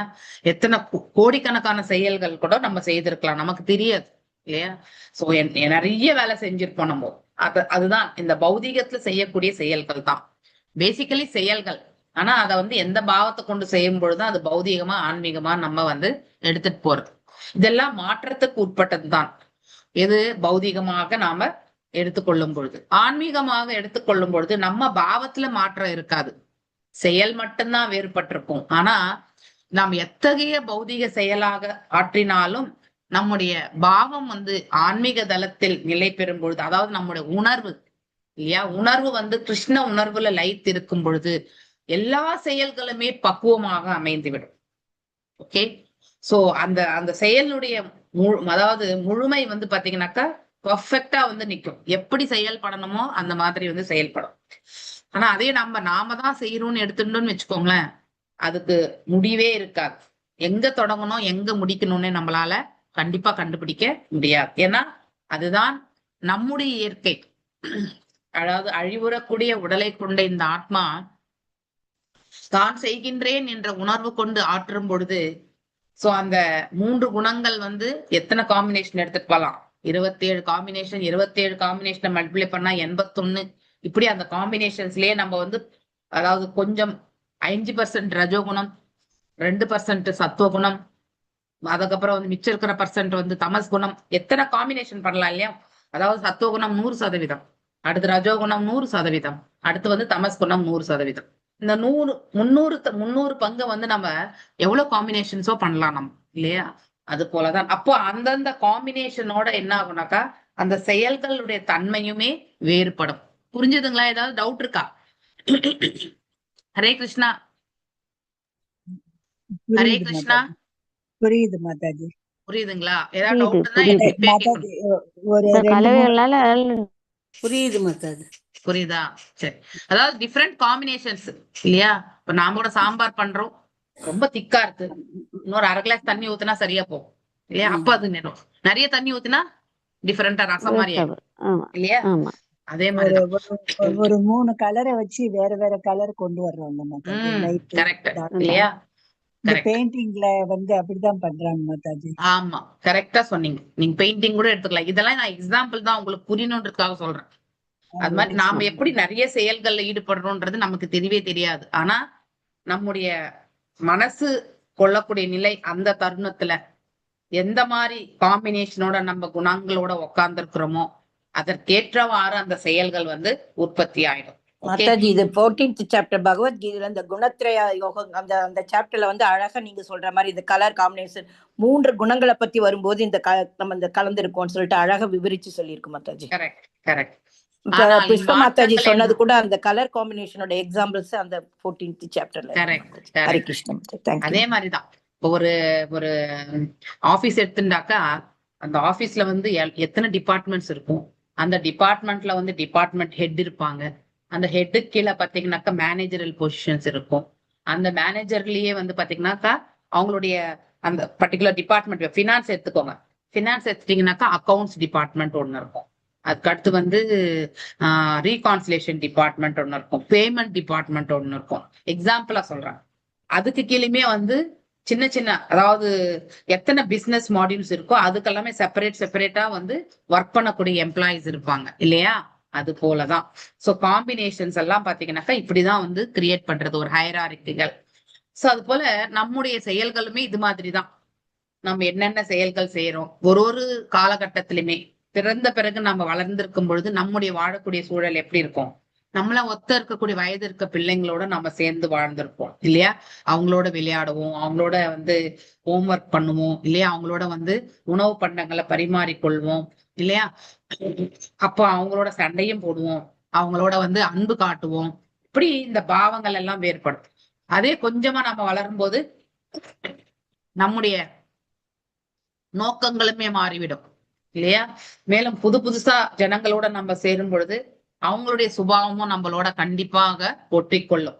அதனாலதான் அசோசியேஷன் ரொம்ப ரொம்ப முக்கியம். நம்ம யாரோட வந்து ஒன்றி இருக்கிறோமோ அந்த சுபாவம் நமக்கு கண்டிப்பா வரும். அதாவது நம்ம கிட்ட இருக்கக்கூடிய சுபாவம் அவங்க கிட்ட போகும், அவங்க கிட்ட இருக்கக்கூடிய சுபாவம் நம்ம கிட்ட கண்டிப்பா வரும். ஓகே, சோ இப்படி இந்த மாற்றங்கள் எல்லாம் ஒன்றோடு ஒன்று கலப்பினால் தாமே நடைபெறுவது கிடையாதானா? இது எல்லாமே இந்த செயல்கள் எல்லாம் தாமா நடக்கிறதா? கண்டிப்பா கிடையாது இல்லையா? இந்த ஜீவனுடைய ஆசை வெளிப்படுத்தப்படும் பொழுது இல்லையா, அது புத்தியை வந்து இயக்கி, புத்தி வந்து மனதை இயக்கி, மனது வந்து புலன்களை இயக்குகிறது. இந்த மாதிரிதான். ஆனா இதை இயக்குவதற்கும் உள்ளுக்குள்ள பரமாத்மா வந்து அனுமதி கொடுக்கும் இல்லையா? இத்தனை இருக்கு. சோ அதனால நாம் மாறாக அவை முழுமுதற் கடவுளின் கட்டளை கீழ் வந்து இருக்கின்றன அனைத்துமே வந்து. ஏன்னா இந்த கஷேத்திரத்துல 2 பேர் இருக்காங்க. ஒண்ணு அனைத்து கஷேத்திரங்களுக்கு அதிபதியா இருக்கக்கூடிய அந்த பரமாத்மா இருக்கிறார். இன்னொன்று இந்த கஷேத்திரத்திற்கே உரித்தானவனாக இருக்கக்கூடிய அந்த ஜீவாத்மா இருக்கிறார். இந்த ஜீவாத்மா இந்த உடல்ல இருக்கான்னா இந்த உடலை பத்தியான விஷயங்கள் அவனுக்கு எந்த அளவுக்கு நாலேஜ் இருக்கோ அந்த அளவுக்கு தான் அவனால புரிஞ்சுக்க முடியும் இல்லையா? சத்துவத்துல நிலைத்திருந்தா ஓரளவுக்கு அவனுக்கு வந்து இந்த உடல் ஆன்மா பற்றியான சம்பந்தம், இந்த உடலுக்குள்ள வந்து நாம எப்படியெல்லாம் நம்முடைய செயல்படும் தன்மை வந்து இயங்குகிறது அப்படிங்கறதெல்லாம் ஓரளவுக்கு அவனால புரிஞ்சுக்க முடியும். ரஜோ மற்றும் தமசி குணங்கள் இருக்கிறவங்களுக்கு அதனுடைய செயல்படும் விதம் கண்டிப்பாக புரியாது. மேலும் தமஸ் குணம் வந்து உடல் தளத்திலிருந்துதான் செயல்படுவான். மனம் மற்றும் உணர்வின் மாற்றத்திற்கு காரணமாக இருக்கும் ஸ்தூல மற்றும் சூக்ஷ்ம பொருட்களின் எதிரெதிர் வினைகள் அனைத்தும் சுதந்திரமாக நடக்கின்றது என்று ஒருவன் கருதக்கூடாது. அதாவது பாத்தீங்கன்னாக்கா எதிரெதிர் வினைகள்னாக்கா ரியாக்ஷன்ஸ் ஆக்சுவலி. அதாவது நம்ம மனம் மற்றும் உணர்வு, அதாவது உணர்வு என்றால் ஆத்மா இல்லையா? மனம் மற்றும் இந்த உணர்வு என்பது கான்சியஸ்னஸ். நம்ம அதை புரிந்து கொள்ள, கான்சியஸ்னஸ்னால என்ன அர்த்தம்? எந்த சூழ்நிலையுமே வந்து ஆன்மா வந்து எவ்வாறு அதை வந்து புரிந்து கொள்கிறது இல்லையா? அதற்கேற்றவாறு அதனுடைய தன்மை என்னது? ஆசை கொள்வதா, ஆசைப்படாம இருக்கிறதா? இந்த 2 செயல்கள் வந்து ஆன்மா செய்யும். இதை செய்யலாமா வேணாமான்னு வந்து மனசை எடுத்துட்டு போகக்கூடிய அந்த பக்குவத்துக்கு எடுத்துட்டு வர்றதே வந்து ஆத்மாதான். சோ அதாவது அதனுடைய ஆசையை வந்து வெளிப்படுத்தக்கூடியதுதான் ஆன்மா. சோ ஆனா மாற்றத்திற்கு காரணமா இருக்கும் இதெல்லாமே அதாவது இந்த சேஞ்சஸ் எல்லாம் எப்படி நமக்கு வந்து வெளியில தெரியறது, இந்த ஸ்தூல உடல்ல தான் தெரியும். ஆனா சூக்ஷ்மம் வெளியில தெரியாது. சூக்ஷ்மம் என்ன பண்ணோம்னாக்கா ஸ்தூலத்தை வந்து அவ்வாறு செயல்பட வச்சிடும். அதுதான் அதனுடைய தன்மையே. அந்த சூக்ஷ்ம பொருட்களின் எதிரெதிர் வினைகள். சோ இந்த இடத்துல வந்து ரியாக்ஷன்ஸ் சொல்றாங்க இல்லையா. சோ அனைத்தும் சுதந்திரமாக நடக்கிறதுன்ட்டு ஒன்னொன்னு நினைக்கும். இப்போ ஆத்மா நினைக்கும் நான் தான் செயல்படுறேன்னு. அடுத்து வந்து புத்தி நினைக்கும் என்னுடைய இதுலதான் எல்லாமே நடக்கிறதுன்னு. அதே மாதிரி வந்து மனசு நான் அனுமதிக்கலைன்னா கண்டிப்பா எதுவுமே நடக்காது. ஆனா உண்மையில 3 குணங்களுக்கு எல்லாம் இந்த மனசு வந்து புத்தி கிடையாது, மனசு வந்து இயங்குறதுன்றது யோசிக்கிறது. சோ அந்த 3 குணங்களுமே யாருடைய இது? மாயாதேவியினுடையது. அந்த மாயாதேவி யாருடைய நிழல்ல வந்து செயல்படுறா? அதாவது பகவானுடைய நிழல். இப்ப தெரியறதுதான் நம்ம எங்க இருந்து செயல்படுறோம்ட்டு. சோ இந்த கோர்வையை வந்து நம்ம அப்படி எடுத்துட்டு போவோம். ஆனா இந்த கோர்வையே புரிஞ்சுக்காம நாம என்ன நினைப்போம், நாம தான் செயல்படுறோம் அப்படின்னு நாம நினைக்க ஆரம்பிச்சிருவோம். அதுதான் நாம செய்யக்கூடிய தவறு. சோ பகவத்கீதையில 15.15 இல்லையா, சர்வஸ்ய சாகம் ரிதி சந்நிவிஷ்டோ மத்த ஸ்மிருதி ஞானம் அப்போகனம் ச வேதைச்ச சர்வைர் அகமேவ வேத்யோ வேதாந்தத்து வேதவித் சாகம் இல்லையா. அதாவது கிருஷ்ண பகவான் அனைவரின் இதயங்களிலுமே வீற்றிருக்கிறார் என்று பகவானே சொல்றார் இந்த ஸ்லோகத்துல.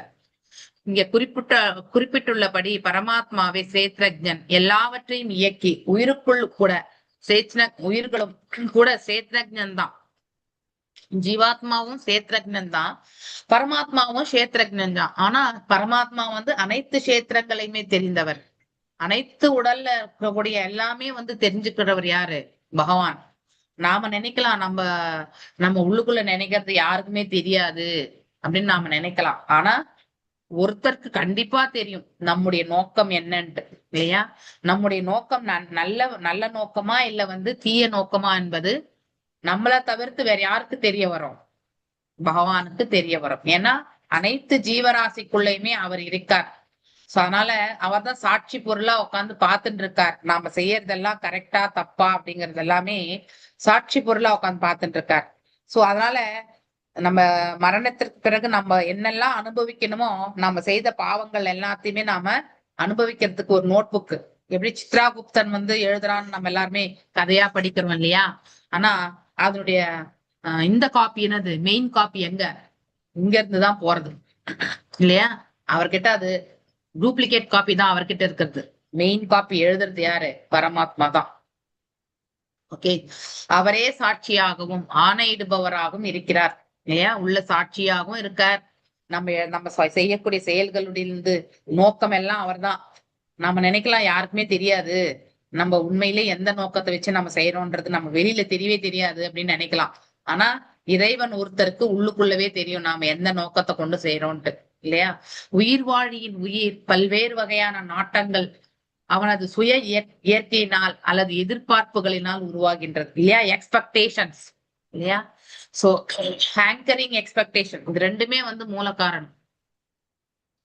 அவன் முழுமுதற் கடவுளால் அவரது பிரதிநிதியான இயற்கையின் வழியாக பயிற்சி அளிக்கப்படுகிறான். அதாவது இந்த உடல்ல இருக்கக்கூடிய இந்த ஸ்தலத்துல இருந்து எப்படிலாம் நம்ம இயங்கணும்ன்றது வந்து நம்ம மனசின் மூலியமா அதெல்லாம் பயிற்சி அளிக்கப்படுகிறது. உடல், இந்த பௌதீக இயற்கை, உலக பொருட்கள் போன்றவை முழுமுதற் கடவுளின் இயக்கத்தின் கீழ் தான் இருக்கின்றது. அனைத்துமே அவர் கீழ் தான் இருக்கு. நாம எல்லாமே சுதந்திரமே கிடையாது. Everyone are acting as per his will தான். ஓகே, அத நாம நல்லா புரிஞ்சுக்கணும். அவை தாமே செயல்படுவது கிடையாது. அவர் ஓகேன்னு சொன்ன பிறகுதான் வந்து இந்த ஜீவாத்மாவுடைய இது வந்து எருக்கு புத்திக்கு போகும். புத்தியில ஜீவாத்மாவுடைய ஆசை வந்து புத்திக்கு வந்து இன்ஃபர்மேஷன் பாஸ் ஆகும். புத்தி என்ன பண்ணும்? மனசு இயக்கும். மனசு வந்து 3 குணங்கள்ல எந்த குணத்துக்கு ஏற்றவாறு அது அமைய பெற்றிருக்கிறதோ அதற்கேற்றவாறு அது என்ன பண்ணும்? அந்த புலன்களை வந்து இயக்க ஆரம்பிச்சிடும். இவ்வாறுதான் நம்ம எல்லாருமே செயல்படுவதே இல்லையா. சோ தனிச்சையாக சுதந்திரமாக நாம் எப்பவுமே செயல்படுறது கிடையாது. பகவத்கீதையில் உறுதி செய்துள்ளபடி முழுமுதற் கடவுளின் இயற்கை பின்னணியாக இருக்கின்றார். மயாதக்ஷேன பிரகிருதி, அவரே இல்லையா. சூயதே சராச்சரம், அதாவது அசைவன மற்றும் அசையாதவை சராச்சரம். ஹேதுனானேன கௌத்தேய ஜகத் விபரிவர்த்ததே, அதாவது ஜட இயற்கை, இந்த ஜட இயற்கை வந்து பகவானுடைய கட்டளைப்படி இயங்குகின்றது. பார்த்தனே பார்ப்பாயாக சொல்றார். அசையும் உயிரை, அசையா உயிரை, அதாவது சராச்சரம் இல்லையா, அதுதான் படைத்து அழிக்கின்றது, அதாவது அழிக்கின்றது கிடையாது, ஓகே. கான், குந்தியின் மகனே, அதாவது பகவானுடைய மாயா சக்தியின் மூலியமா தான் வந்து இவை அனைத்துமே வந்து நடக்கிறது ஆக்சுவலி இல்லையா. இன்டைரக்ட்லி டைரக்ட்லி எல்லாமே. சோ அதாவது படைத்தல், காத்தல், அழித்தல், இது வந்து நடந்த வண்ணமே இருக்கும். அவை அனைத்துமே இறைவனுடைய மேற்பார்வையின் கீழே தான் இது எல்லாமே இயங்குகிறது. மேலும் அவருடைய கட்டளைப்படிதான் நடக்கும். பகவான் இப்படித்தான் நடக்கணும்னு நினைச்சா கண்டிப்பா நடத்துவார். எப்படி மகாபாரத போர் வந்து நடத்தியே ஆகணும்னு நினைச்சார் பகவான், நடத்திட்டார் இல்லையா. இதுவரைக்கும் அந்த அளவுக்கு பெரிய போர் நிகழ்ந்ததே இல்லை என்று நம்ம படிக்கிறோம் இல்லையா.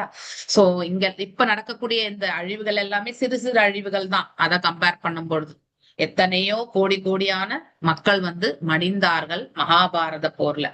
சோ அது மாதிரி நம்ம அதனுடைய ஆணையின்படியே வந்து மீண்டும் மீண்டும் அழித்தலும் படைத்தலும் நடக்கின்றதை காண்பாயாக. அதாவது இந்த பிரகிருத்தினுடைய 3 குணங்களுடைய செயல்பாட்டினால் வந்து இந்த மாயாசக்தி மூலியமா இந்த பிரபஞ்சம் வந்து அனைத்தும் இயங்குகிறது.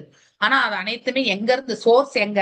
பகவானுடைய கடைக்கண் பார்வை, அவருடைய அனுமதியினால் வந்து அனைத்துமே இந்த இடத்துல இயங்க ஆரம்பிக்கிறது.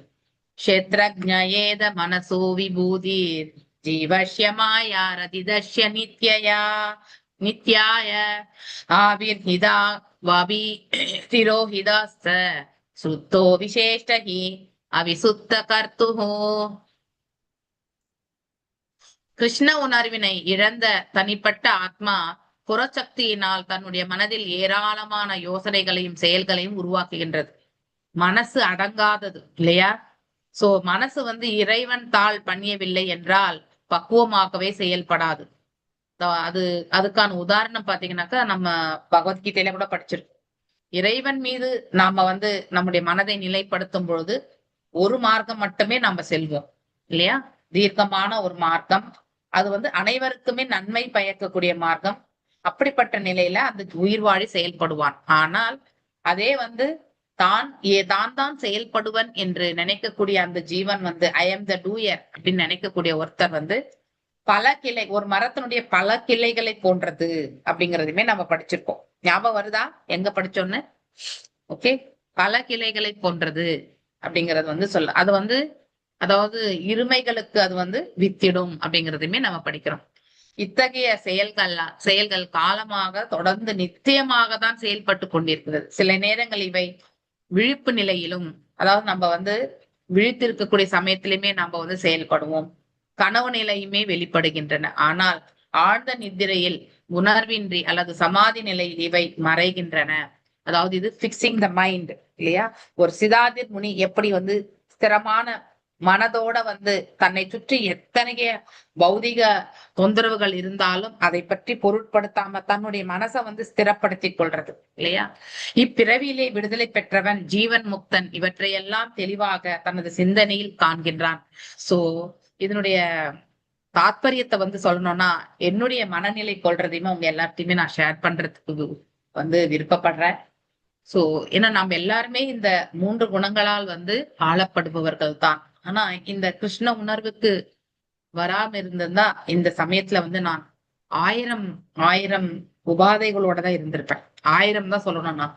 ஏன்னா எந்த ஒரு சூழ்நிலையுமே எதிர்கொள்ளனா அதனுடைய அவுட்கம் வந்து பேலன்சிங்கா எடுத்துட்டு போகக்கூடிய திறன் நமக்கு கிடையாது. அது எனக்குமே இருந்தது கிடையாது.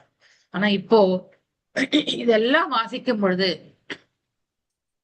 எப்படிப்பட்ட ஒரு சூழ்நிலை வந்தாலும் அப்போ உடனே நாம் என்ன நினைக்க தோன்றதுன்னா, பகவானே இந்த சூழ்நிலை எப்படி எடுத்துட்டு போகிறது தெரியல. சோ நீ என்ன வழி நடத்தியோ எனக்கு வழி நடத்து, அதை நான் செய்துட்டு போறேன் அப்படின்னு நினைக்கும் பொழுது மனசு வந்து அமைதி கொள்கிறது. இந்த உணர்வு வந்து ஏற்படுறது. ஓகே, அதே நான் வந்து இறைவனை எண்ணாமல் நான் இதை வந்து இமீடியட்டா வந்து ஏதாவது செய்ய போனோம்னா அவை அனைத்துமே வந்து கஷ்டமான ஒரு நிலையில வந்து நிக்கிறது. இது வெரி ரேர்லி நம்ம பண்ணுவோம். ஆனா எப்பொழுதுமே இறைவனை எண்ணக்கூடிய அந்த மனசு, நாமளா டிசிஷன் எடுக்காம இறைவன் என்ன வழி நடத்துறாரோ அதன்படி நாம செல்லலான்ற அந்த மனசுல அதை தோண வைக்கணும் இல்லையா? அப்படி ஒரு பிரார்த்தனையை நாம கண்டிப்பா இறைவனிடத்துல சமர்ப்பிக்கணும். இப்ப நான் இருக்கக்கூடிய ஒரு சூழல் வந்து அப்படிப்பட்ட ஒரு காலகட்டங்கள் தான். எந்த டிசிஷனுமே எடுக்க முடியாத ஒரு சூழ்நிலை. ஆனா சில வேளைகள்ல வந்து அந்த வழி வழி வழி வந்து ஏற்படுகிறது. அதை நான் பார்க்கும் பொழுது ஓகே, இறைவன் நமக்கு வழி நடத்துறார் அப்படிங்கறது வந்து நம்ம உணர்றதுக்கான பிராப்தத்தை கொடுத்திருக்கார். சோ உண்மையிலேயே நம்ம ஒண்ணுமே பண்றது இல்லை இந்த இடத்துல. ஒரு ஒரு டிசிஷன் எடுக்கக்கூடிய அந்த நிலையுமே நம்ம கையில கிடையாது. சோ எந்த டிசிஷன் எடுத்தாலும் யாருக்கு என்ன பாதிப்பு வரும் அப்படிங்கிறது தெரியாத ஒரு நிலையில வந்து நாம யோசிக்க ஆரம்பிப்போம் இல்லையா? ஆனா அதே நாம சொந்த டிசிஷன் எடுத்தோம்னா அதனுடைய விளைவுகள் அதனுடைய பாவம் எல்லாமே நாம வந்து கண்டிப்பாக அனுபவிக்க வேண்டும். அதனால நாம சுயமாக நம்ம டிசிஷன் எடுக்கிறத விட இறைவன் நமக்கு என்ன அனுமதி கொடுக்கிறாரோ அதை ஏற்றுக்கொண்டு நாம செயல்படணும்ன்ற அந்த பக்குவத்தை வந்து நாம வளர்த்துக்கணும். அது நமக்கு வந்து என்றைக்குமே நன்மை பயன். சோ இத வந்து நான் அன்றாட வாழ்க்கையில வந்து ஏற்றத்தாழ்வுகள் ஏற்படும் பொழுது, தவறு இழைக்கும் பொழுது ரொம்பவுமே உணர்றேன். ஏன்னா நம்ம ஏன் இதை வந்து இப்படி எண்ணி நம்ம செய்திருக்க கூடாது, இம்மிடியட்டா ஏன் நம்ம இதை டிசிஷன் எடுத்தோம் அப்படிங்கிற ஒரு அதான் வாழ்க்கை படிப்பினை வந்து நமக்கு எனக்கு கொடுத்திருக்கார் பகவான். சோ உங்க எல்லாருக்கும் கூட இருக்கும். ஆனா அதை நம்ம ஆழ்ந்து சிந்திக்கணும். அதாவது இங்க விழிப்புணர்வு என்பது என்னன்னாக்கா, மனதளவுல உணர்வு நிலையில நம்ம விழிப்புணர்வு இருக்கணும். அதுதான் உண்மையான விழிப்பு. நம்ம நேரடியாக இது வந்து ஆன்மீக தளத்துல, பௌதிக தளத்துல நம்ம கண்ணை திறந்து பார்த்துட்டு இருக்கக்கூடியதுதான் விழிப்பு. ஆன்மீக தளத்துல வந்து மனதளவுல வந்து நாம இறை உணர்வு கொண்டு ஒரு காரியத்தை வந்து செயல்படுத்துறதுக்கான மார்க்கத்தை தேடுதல், அதுதான் உண்மையான விழிப்புணர்வு. கனவு நிலை என்பது நம்மளையுமே தாண்டி இருக்கக்கூடிய நிலை இல்லையா? அதாவது நம்ம படுத்துடுறோம், மரக்கட்ட மாதிரி தூங்குறோம், நம்முடைய கண்ட்ரோல்ல கிடையாது. ஆனா மூல காரணம் நம்முடைய எண்ண ஓட்டங்கள் தான் அதுக்கு காரணம் இல்லையா? வெரி ரேர்லி தான் நம்ம நினைக்காத ஒரு சுச்சுவேஷன் வந்து நம்ம கனவுல வரும். ஜென்ரலாவே ஆன்ம நிலையில விழித்திருக்கிறவங்களுக்கு கனவுகள் வராது. ஓகே, அப்படியே கனவு வந்தாலுமே வந்து இறைவனை காணக்கூடிய பிராப்தத்தை பெறுவார்கள். இது என்னுடைய வர்டிக்ட் கிடையாது. I think as I heard from the lectures இருந்து சொல்றேன் நானு. பிளஸ் ஒன் ஆஃப் த லெக்சர்ல நம்ம குரு மகாராஜ் கூட சொன்னது, அதாவது நான் இப்பதான் கோலோகம் கூட அவருக்கு ஒரு தர்சனம் வந்ததா அவர் சொல்லியிருக்கார். ஓகே, மேபி ஒரு 3-4 months பிஃபோர். நீங்க அந்த வாட்ஸ்அப் சேனல்ல மெசேஜ் படிச்சீங்கன்னா கண்டிப்பா அப்படின்னா, தன்னுணர்வு நிலை பெற்ற ஒரு ஆத்மா எப்பொழுதும் சதா சர்வ காலமும் இறைவனையே எண்ணிக்கொண்டிருக்கக்கூடிய அந்த பிராப்தத்தை வந்து பெறுகிறது. இது நம் குரு மகாராஜுக்கு பொருந்தும். ஓகே, சோ அவர் எப்பொழுதுமே இறைநிலையில வந்து இருக்கார், எப்பொழுதுமே விழித்திருக்கிறார். அவர் வந்து உள்ளுக்குள்ள உணர்வு நிலையில வந்து விழித்திருக்கிறார். கனவு நிலை என்பது அவருக்கு கிடையாது. ஆனா அப்படின்னா அவர் உண்மையான நிலையை வந்து கனவின் ரூபத்துல காண்கிறார் இல்லையா? இப்ப நான் கோலோகம் போயிட்டு வந்தேன், அங்க நம்முடைய அதாவது எல்லாருமே நம்ம பார்த்து வந்தேன் அப்படிங்கறதெல்லாம் சொல்றாரு இல்லையா பகவான், நம்ம குரு மகாராஜ். அது உண்மை. ஏன்னா அவர் இருக்கக்கூடிய நிலைய வந்து உள்ளதை உள்ளபடி உணரக்கூடிய நிலையில இருக்கார். சோ அதனால் அவர் வந்து சொல்றதுக்கான அந்த வாய்ப்பு அவருக்கு இருக்கு. நமக்கு அந்த அனுபவம் கிடையாது. ஏன்னா நம்முடைய பக்குவம் அவ்வளவு மேன்மையான பக்குவம் கிடையாது. நம்ம இன்னும் அந்த பாதையில முன்னேறிண்டுதான் இருக்கும். சோ ஆனா இதே பௌதிகவாதிக்கு கனவு வந்து பாத்தீங்கன்னாக்கா அவனுடைய வியாபகங்கள் எல்லாமே வந்து கனவாகத்தான் இருக்கும். ஓகே, இந்த சப்கான்சியஸ் மைண்ட்னா நம்மளையுமே தாண்டி தூங்குறோம் பாருங்க நம்ம இல்லையா? அதாவது எது நமக்கு ஆழமா மனசுல பதிஞ்சிருக்கோ அது மட்டும்தான் நமக்கு வந்து மீண்டும் மீண்டும் வந்து கனவாக தோன்றும். அதாவது எண்ண ஓட்டத்தில் தோன்றும் இல்லையா? சோ ஆழ்ந்த உணர்வு இன்றி அப்படின்னா இது கான்சியஸ்னஸ் கூட சம்பந்தம் கிடையாது. அப்படின்னா அந்த ஆத்மாவுடைய அதாவது உணர்வுக்கோ இல்ல ஆத்மா என்ன நினைக்கிறதுக்கோ சம்பந்தம் கிடையாது.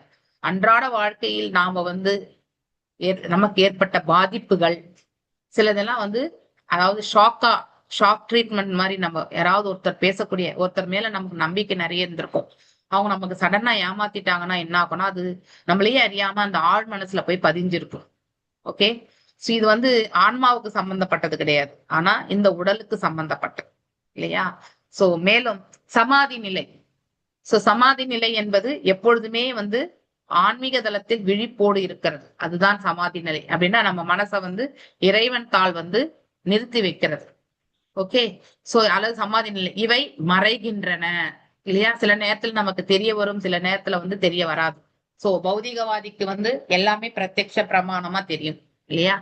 ஆனா அதே வந்து ஆன்மீக தளத்துல இருக்கிறவங்களுக்கு வந்து பிரத்யக்ஷமா தெரியாது. அதாவது அவங்களுடைய உணர்வே அந்த மாதிரி ஆகிவிடும். அனைத்திலுமே இறைவனை காணக்கூடிய அந்த ஒரு நிலைக்கு அவங்க சென்று விடுவார்கள். அவங்கதான் ஜீவன் முக்தன் என்று சொல்லப்படுவது. இவற்றையெல்லாம் தெளிவாக தனது சிந்தனையில் காண்கின்றான். இதெல்லாமே உள்ளதே உள்ளபடி காணக்கூடிய அந்த சக்தி வந்து அவங்களுக்கு கிடைக்கும். சோ இப்ப பகவான் மாத்திரம் பாக்குறது இல்ல, இந்த ஜீவாத்மாவுமே பார்க்க ஆரம்பிப்பார். ஓகே, பகவத்கீதையில 13.3 கஷேத்ரச்சாபிமாம் வித்தி சர்வசேத்ரேஷு பாரத என்று குறிப்பிடப்பட்டிருக்கிறது. கஷேத்திரங்கள் அல்லது உயிர்கள் இரு வகையினர், 2 வகையான உயிர்கள். ஒருவன் தனிப்பட்ட உயிராக உள்ளான், மற்றொருவன் பரம உயிர், அதாவது பரமாத்மா மற்றும் ஜீவாத்மா. தனிப்பட்டவன் சாதாரண உயிர் வாழி இல்லையா? அவன் இந்த உடலை விட்டு நீங்க வேண்டியவன்.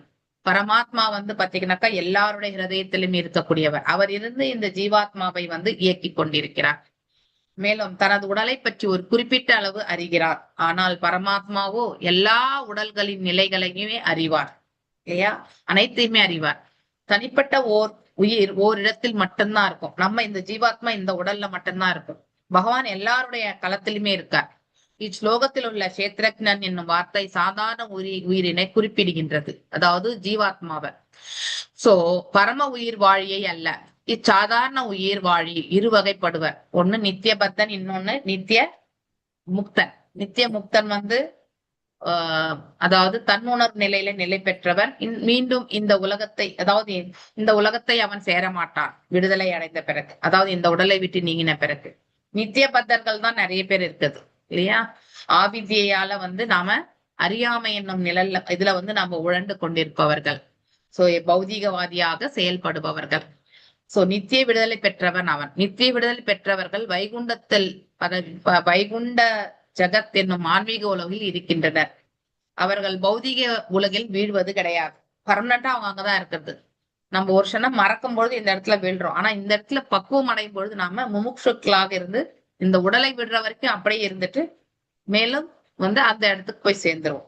ஆனா நித்திய பத்தர்கள் எப்படி மீண்டும் மீண்டும் வந்து இந்த இடத்துல வந்து ஒரு பந்தப்பட்ட வாழ்க்கையை வந்து அடையறதுக்கான ஒரு பக்குவத்தை மட்டும்தான் அவங்க பெறுவாங்க.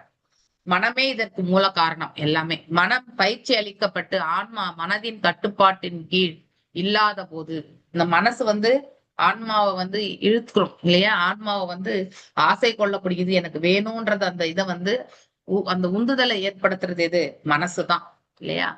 சோ மனதின் கட்டுப்பாட்டின் கீழ் ஆன்மா வந்து மனதின் கட்டுப்பாட்டின் கீழ் சென்றால் நாம கட்டுண்ட நிலை. அதே மனசு புத்தி புலன்கள் எல்லாமே வந்து ஆன்மாவினுடைய கட்டுப்பாட்டின் கீழ் இருந்தா இல்லையா அவன் பக்குவம் அடைகின்றான், விடுதலை பெறலாம். அது விடுதலை பெறும்போது அவன் ஜீவன் முக்தன் என்று அழைக்கப்படுகிறான். ஒரு ஜீவன் முக்தன் தான் எவ்வாறு கட்டுண்டோம் என்பதை அறிவான் இல்லையா? எப்படி ஜடபாரதர் வந்து அவர் உணர்கிறார் இல்லையா? பரத மகாராஜாவா இருந்து அந்த மானினால் அவர் கட்டுப்பட்டு இல்லையா? மானுக்காக தன்னுடைய, அதாவது நினைக்கும் பொழுது மரணத்தின் போது அந்த மானையை நினைத்ததால் மானாக அவதரித்து மேலும் அந்த புலக ஆசிரமத்தாண்டே அந்த மான் வந்து தன்னுடைய வாழ்நிலையை கழித்து இல்லையா மீண்டும் ஜடபாரதராக தோன்றி, சோ இப்படி தன் வாழ்க்கையில நடந்த நிகழ்வுகள் வந்து அவர் மறக்கவே இல்லை. தான் எந்த இடத்துல தவறு இழைத்தோம் என்பதையுமே மறக்கல அவர் இல்லையா? அதனால் வந்து அந்த ஜீவன் நிலையிலே அவர் வந்து விடுதலை அடைந்திருக்க வேண்டும். அதை விடுத்து அவர் வந்து மூன்றாவதாக இன்னொரு உடலை எடுத்துதான் வந்து பரத மகாராஜாவா போக முடியல. மானாக இருக்கும் போது விடுதலை கிடையாது. இப்ப ஜடபாரதராக இருந்து விடுதலை பெறணுன்றதுக்காக அதை வந்து எவ்வளவு பக்குவமா அவர் வந்து செய்துருக்காருன்றத பார்த்தோம் இல்லையா? ஒரு ஜீவன் முக்தன் தான் எவ்வாறு கட்டுண்டோம் என்பது அறிவான். நாம கூட அதை அலசி ஆராயணும். இப்படி நம்ம மகாபாகவதர்களை பற்றி எல்லாம் படிக்கும் பொழுது நாம ஒரு செயலை எத்தகைய விதத்தில் செய்தால் நாம வந்து கட்டுண்ட நிலைக்கு செல்வோம், எவ்வாறு செய்தால் நாம விடுதலைக்கான மார்க்கத்திற்கு செல்வோம் அப்படின்னு நினைச்சுட்டு நாம அதை உணர்ந்தறிந்து செய்யணும். ஆகையினால் அவன் தன்னை தூய்மை செய்வதில் முனைந்து வீடு பேறு பெற்று முழுமுதற் கடவுளை அடைகிறான். இல்லையா? நம்ம கிட்ட இருக்கக்கூடிய இந்த அழுக்கு, காமம், குரோதம், லோபம், மதம், அக்ஷரம், இது எல்லாமே நம்மள கட்டுண்ட நிலையை வைக்கும். அதுல இருந்து எப்ப நாம் விடுதலை பெறணும்ன்றதுக்காக நம்முடைய செயல்களை பக்குவமாக அமைத்துக் கொள்ளணும். உறங்குகின்ற உணர்வற்ற நிலையில் இருப்போர் நித்தியமாக பந்தப்படுகின்றனர். உறங்குகின்றனர் என்றால் அஞ்ஞானத்தில். உணர்வற்றவர்கள்னா தான் ஜீவன் என்பதை உணராமல் பௌதீக நிலையிலிருந்து செயல்படுவோர்கள். அவர்கள் எப்பவுமே நித்தியமாக பந்தப்படுகின்றனர், அப்படின்னா நித்திய பத்தர்களாகவே வாழ்கின்றனர். ஆனால் விழித்திருப்போர் நிச்சயமாக பந்தப்படுவது கிடையாது. அது இது இந்த மிஸ்டேக் சென்டென்ஸ். ஆக்சுவலி விழித்திருப்போர் என்பது என்னன்னா, ஆன்மீக தனத்தில் உணர்வு பூர்வமாக விழித்திருப்போர் பந்தப்பட்ட நிலை அவர்கள் அடைவது கிடையாது. சோ மேலும் அவர்கள் தாங்கள் முழுமுதற் கடவுளான கிருஷ்ணரின் நித்திய பாகங்கள் ஆவோம் என்பதை அறிந்து கொள். பார்ட் அண்ட் பார்சல்னு அவங்களுக்கு நல்லாவே தெரியும். ஆகையினால் இந்த உலகில் கூட அவர்கள் பகவான் கிருஷ்ணரின் தொண்டில் ஈடுபடுகின்றனர். அப்படிப்பட்ட உள்ளங்கள் உணர்ந்த பிறகு இறை தொண்டுல தங்களை ஈடுபடுத்தி கொள்கிறார்கள். இஹாய யஷ்ய ஹரோ தாஷ்யே தாஷ்யே, அதாவது இதை உணர்ந்தவர்கள் பகவானுக்கு தாஷ்யே அப்படின்னா தொண்டனாகி விடுகிறார்கள். உலகில் கட்டுப்பட்ட ஆத்மாவாக தோன்றிய போதிலும், இல்லையா, நாம் எல்லாருமே அப்படிதான் தோன்றி இருக்கோம். பெரிய மகான்கள் எல்லாம் அவ்வாறுதான் தோன்றினார்கள். ஆனால் பிற்காலத்தில் அவர்கள் மகாத்மாக்கள் ஆனார்கள். ஒருவன் கிருஷ்ணருக்கு தொண்டு செய்தான் என்றால் அவன் விடுதலை பெறுகின்றான். ஜீவன் முக்தசா உச்சத்தை. கிருஷ்ணருக்கு தொண்டு செய்வது மட்டுமே தொழிலாக கொண்டிருப்பவன் எச்சூழலிலுமே அவன் விடுதலை பெற்றவனாக அப்படின்னா இந்த உடலை விட்டு நீங்கறதுக்கு முன்னாடியே கூட அவன் விடுதலை பெற்ற நிலையில் தான் இருக்கின்றான் என்று சொல்லப்பட்டிருக்கு. ஓகே, இது எவ்வளவு பெருசு. கஷேத்ரஜாத்ம புருஷ புராண சாட்சாத் ஸ்வயம் ஜோதிர் அஜ பரேசஹ நாராயணோ பகவான் வாசுதேவ சோமாயாத்மானி அவதீயமானஹ யதா நில ஸ்தாவர ஜங்கமானம் ஆத்மஸ்வரூபேன நிவிஷ்ட ஈஷேத் ஏவம் பரோ பகவான் வாசுதேவஹ கஷேத்ரஜ்ஞ ஆத்மேதம் அனுப்ரவிஷ்டஹ. சோ இப்ப இந்த இருவகையான கஷேத்ரஜ்ஞன் உள்ளன்னு நம்ம படிச்சுட்டே இருக்கோம் இல்லையா? மேலே குறிப்பிட்டுள்ளது ஒன்று உயிர். போன இதுல ஸ்லோகத்துல படிச்சது ஜீவாத்மாவை பற்றி. மற்றொன்று எது? பரமாத்மா. அதை பற்றி நாம் இந்த இடத்துல விளக்குறேன்னு சொல்லிட்டு ஜடபாரதர் இந்த ஸ்லோகத்துல சொல்றார். பகவான பத்தி எங்கும் வியாபித்திருப்பவர் அவர். இந்த படைப்பிற்கே மூல காரணம் அவர். அவர் தன்னுள் நிறைவு பெற்றவர், அப்படின்னா செல்ஃப் கண்டெய்ன்டு, இல்லையா? அவருக்கு எதுவுமே தேவை கிடையாது. இங்க மற்றவர்களை அவர் சார்ந்திருப்பவரும் இல்லை, இல்லையா? அவருக்கு யாருமே தேவையும் கிடையாது. அனைத்துமே அவர் தான், இல்லையா? அவரை கேட்பதினாலும் அவரை பற்றி கேட்பதினாலும் உணரலாம், நேரடியாகவும் உணரலாம், இல்லையா? அதாவது பகவானை பத்தி கேட்கறதுனாலும் நம்ம அதை ஃபீல் பண்ண முடியும், உணர முடியும். நேரடியாகனா இப்போ பகவானுடைய அர்ச்ச விக்கிரகத்தை கண்டும் நாம் உணரலாம். அவர் சுய ஒளி உடையவர். இதெல்லாமே அவருடைய புகழாரங்கள், இல்லையா? அவருடைய கேரக்டரிஸ்டிக்ஸ புகழாரங்களால் சொல்றாங்க. சுய பிரகாசம் கொண்டவர் அப்படின்னா அவருடைய உடல்ல பிரம்மஜோ, அதாவது இந்த பிரகாசம், இல்லையா? அதாவது பிரம்மஜோதி எனக்கூடியது இருக்கு. பிறப்பு இறப்பு பிணி மூப்பு, இந்த 4 விதமான துன்பங்கள் இதற்கெல்லாம் பாதிக்கப்படாதவரும் ஆவார். அவருக்கு பிறப்பு இறப்பு மூப்பு பிணி எல்லாம் கிடையாது. பிரம்மதேவன் தொடங்கி சிறு எறும்பு வரை, இல்லையா, இங்க இருக்கவங்க அனைவருமே அவருக்கு கட்டுப்பட்டவர்கள் தான். ஏன் தேவர்களும் அவரே நாராயணர் ஆவார், இல்லையா? இந்த பருவுலகம் அழிந்த பிறகு அனைத்து உயிர்களுமே அவரையே அடைக்கலம் ஆவர், இல்லையா? அதாவது மகா பிரளயம் வரும்பொழுது அவருக்குள்ளேயே சென்று எல்லாருமே அடங்கி விடுவார். எப்படி? அதாவது பிரம்மா படைக்கப்படுகிறார் கர்ப்போத கஷாய விஷ்ணு தாமரை மலர்ல. மேலும் அந்த தாமரை மலர்னுடைய இதுல தண்டுல தான் நம்ம என்ன பண்றோம், அங்கதான் அநேக உலகங்கள் என்று நாம படிக்கிறோம், இல்லையா? சோ இப்படி இவை அனைத்துமே என்ன ஆகும்னாக்கா மகா பிரளயம் வரும் பொழுது அந்த அந்த இதுமே உள்ளுக்குள்ள போய் நாவிக்குள்ளேயே போய் அடங்கி விடும், உள்ளுக்குள்ளே போயிடும் அவருடைய இதுக்குள்ளேயே. சோ அதனால எல்லாம் அவருக்குள்ள அடங்கும் பொழுது மேலும் அண்டங்கள் எல்லாம் யாருக்குள்ள போய் அடங்கும்? கார்ணோத கஷாய விஷ்ணுக்குள்ள போய் உட்சுவாசத்தின் மூலியமா அடங்கிவிடும், இல்லையா? சோ இப்படி 3 நிலைகள்ல பரமாத்மா பாக்குறோம். ஒண்ணு கார்ணோத கஷாய விஷ்ணு பரமாத்மா ஆவார் அப்படின்னா அநேக அண்டங்களுக்கு பரமாத்மா அவர் தான்.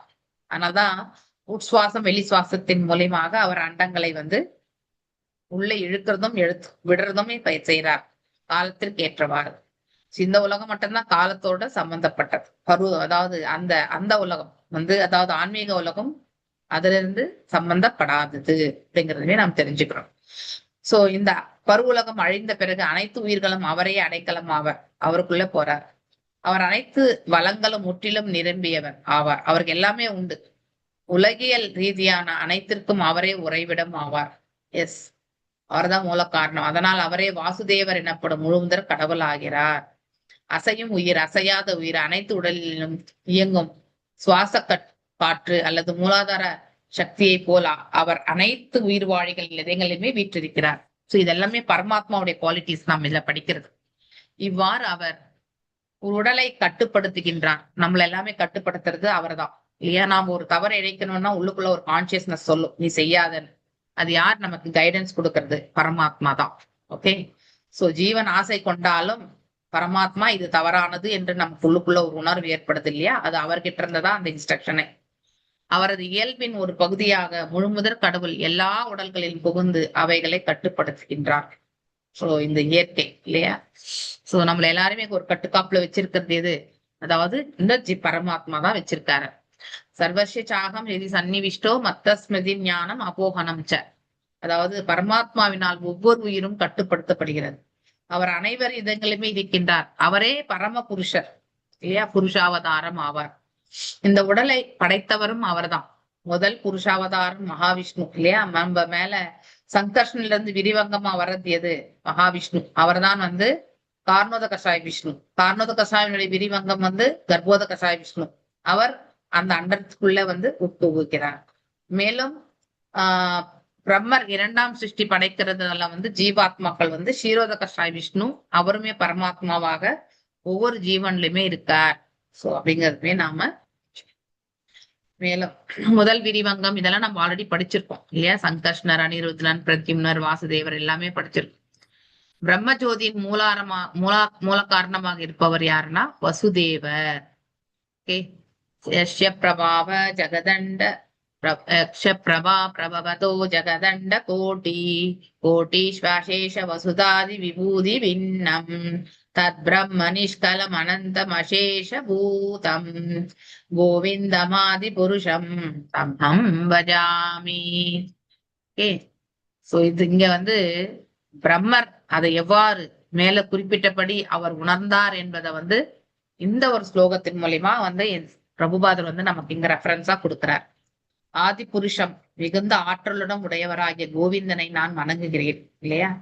அவரது உன்னத வடிவத்திலிருந்து எழும் கண்ணை பறிக்கும் ஒளியே வந்து அருவ பிரம்மமாகும் இல்லையா? அவர் உடல்ல இருந்து வர்றதுதான் வந்து அந்த பிரம்ம ஜோதி. இரண்மை ஏன பாத்திரேனா நம்ம படிக்கிறோம்ல, அந்த திரையை விளக்கி ஈஷோ உபனிஷத்துல 15வது ஸ்லோகம் பிரார்த்தனைகள். அவரிடத்துல வந்து பிரார்த்திக்கிறார்கள் பக்தர்கள் அந்த திரையை விளக்குமாறு. ஏன்னா அந்த திரைக்கு அப்பாற்பட்டுதான் வந்து பகவானை வந்து சேவிக்க முடியும் அப்படிங்கிறது வந்து கேள்வி. சோ அந்த மாதிரி கோவிந்தனை நான் வணங்குகிறேன். அவரது உன்னத வடிவத்திலிருந்து எழும் கண்ணை பறிக்கும் ஒளி வந்து அந்த ஒளி வந்து அருவ பிரம்மமாகும். அருவ பிரம்மத்தையுமே அது திரையாக இருக்கிறது என்று சொல்லி அதை விளக்கும்படி பகவானை தரிசனத்தை காட்டும்படிதான் ஈஷோ 15ல வந்து சோகம் வந்து நமக்கு சொல்றது. அது முழுமையானதும் அதாவது கம்ப்ளீட்டா இருக்கிறது, நிறைவானதும் அதாவது கண்டெய்ன்டா இருக்கிறது, அளவற்றதும் ஆகும். அதாவது இன்ஃபினிட் இல்லையா? பகவான் வந்து அளவற்றவர், ஆனால் ஜீவாத்மாக்கள் வந்து மிக மிக குறைவான அளவை கொண்டவர்கள். அதுவே பல்வேறு வளங்களையும் எண்ணற்ற உலகங்களையும் கோடிக்கணக்கான பிரபஞ்சங்களுக்குமே கட்டுப்படுத்துகிறது.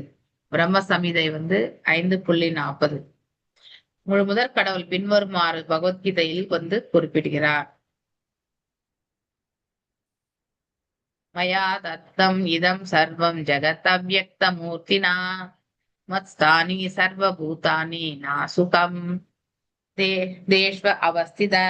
அவ்யக்த வடிவமாக அப்படின்னா தோன்றாத நிலையில் இருக்கக்கூடிய இந்த பிரபஞ்சம் என்னது? பிரதானான்னு சொல்லுவோம் இல்லையா? அதை முற்றிலும் சூழ்ந்து நான் சூழ்ந்திருக்கும் காரணத்தினால் பகவான் இருக்கார் என்று சொல்லப்படுகிறது. அனைத்து உயிரும் எனக்குள்ளேயே அடக்கமாகும். கரெக்ட் தான். காரணோத கஷாய விஷ்ணுக்குள்ளதான் எல்லா அண்டங்களுமே இருக்கு. அப்ப அனைத்துமே அவருக்குள்ளதான் அடக்கம் நான். ஆனால் நான் அவற்றினுள் இருப்பதில்லை. ஆனா பகவான் இந்த பௌதிக உலகத்துல அப்படின்னா பௌதிக நிலையில அவர் நாம காணவே முடியாது. அவருக்கு அந்த பண்பே இல்லை. அவர் முழுவதுமே ஆன்மீகம் என்பது நாம் தெரிஞ்சோம். கிருஷ்ணரின் அம்ச அவதாரத்தின் நிலையே எங்கும் நிறைந்த வாசுதேவ, சங்கர்ஷ்ணர், பிரத்யும்னர் மற்றும் அனிருத்தர் ஆவார். முதல் விரிவங்கத்தை பத்தி சொல்றாங்க. நான் இதோட நிறுத்துறேன். இந்த 15 ஸ்லோகம் நாளைக்கு மண்டே பார்க்கலாம். வாஞ்ச கல்பதாருபியஷ்ச கிருபா சிந்துபியவச பதீதானாம் பாவனேபிய வைஷ்ணவேபியோ நமோ நமः. அனந்த கோட்டி வைஷ்ணவ விருந்து கி ஜெய். நாமாச்சாரிய ஹரிதாஸ் தாகூர் கி ஜெய். ஹரே கிருஷ்ணா கிருஷ்ண கிருஷ்ண ஹரே ஹரே, ஹரே ராம ராம ராம ஹரே ஹரே.